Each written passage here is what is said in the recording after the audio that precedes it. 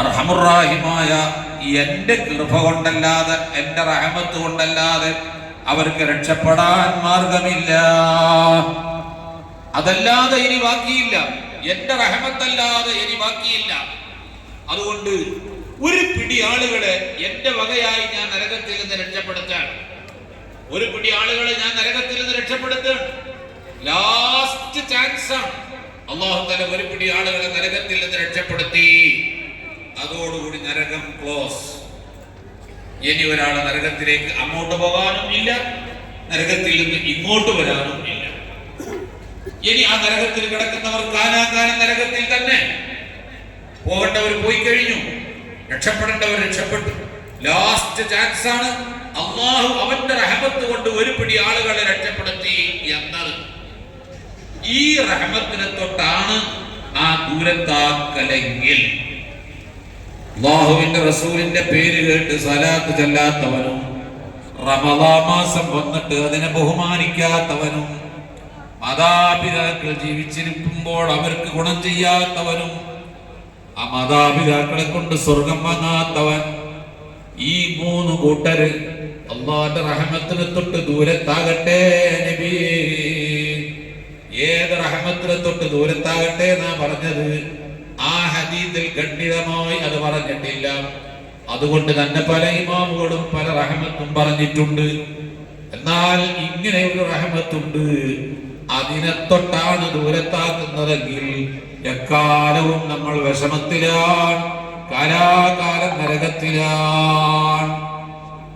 വളരെ സൂക്ഷിക്കുകയും പേടിക്കുകയും ചെയ്യേണ്ടതാണത്.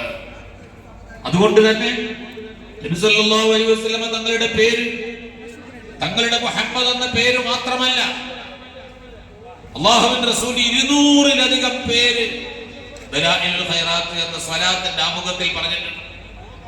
മദീനത്തെ പള്ളിയിൽ ചെന്ന് ബാബുസലാം കടന്നിട്ട് മുത്തുനബിയുടെ മുന്നിലേക്ക് സലാം പറയാൻ പോകുമ്പോൾ ആ ചുമരിൽ ഒരറ്റം മുതൽ മറ്റേ അറ്റം വരെ വലുതാക്കി എഴുതി വെച്ചിരിക്കുന്നു അല്ലാഹുവിന്റെ റസൂലിന്റെ 200 പേരുകൾ. ആ പേരുകളൊക്കെ കേൾക്കുമ്പോ സ്വലാത്ത് ചെല്ലണം. ചൊല്ലാത്തവൻ അല്ലാഹുവിന്റെ റഹ്മത്തിനെ തൊട്ട് ദൂരത്താകട്ടെ എന്നാണ്. നിങ്ങൾ നോക്കൂ, ഒരു മനുഷ്യനെ ഖബറിലേക്ക് വെച്ചു കഴിഞ്ഞാൽ ഖബറിൽ പല സംഗതികൾ നടക്കാനുണ്ട്. എന്താ ഖബറിൽ? ഖബറിലേക്ക് വെച്ച മുഅ്മിനീങ്ങൾക്കും അല്ലാത്തവർക്കും ഖബറിൽ പലതും നടക്കാനുണ്ട്. ചിലതൊക്കെ മുഅ്മിനീങ്ങൾക്കും ഉണ്ടാവും.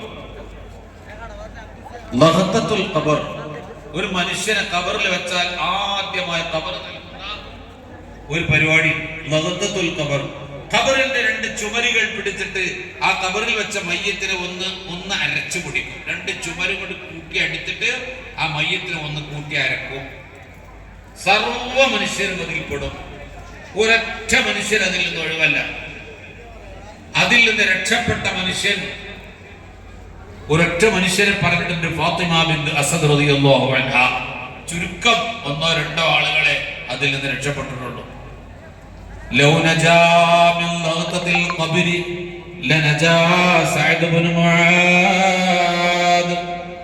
ഖബറിന്റെ ഇടുക്കലിൽ നിന്ന് ഒരു മനുഷ്യൻ രക്ഷപ്പെടുമായിരുന്നെങ്കിൽ സഅദ് ഇബ്നു മുആദ് റളിയല്ലാഹു അൻഹു ആണ് രക്ഷപ്പെടേണ്ടിയിരുന്നത്. സഅദ് രക്ഷപ്പെട്ടിട്ടില്ല, ഇനി ഒരാളും രക്ഷപ്പെടുകയുമില്ല. എല്ലാവരും അനുഭവിക്കാനുള്ളതാണ്. ഖബറിൽ കൊണ്ട്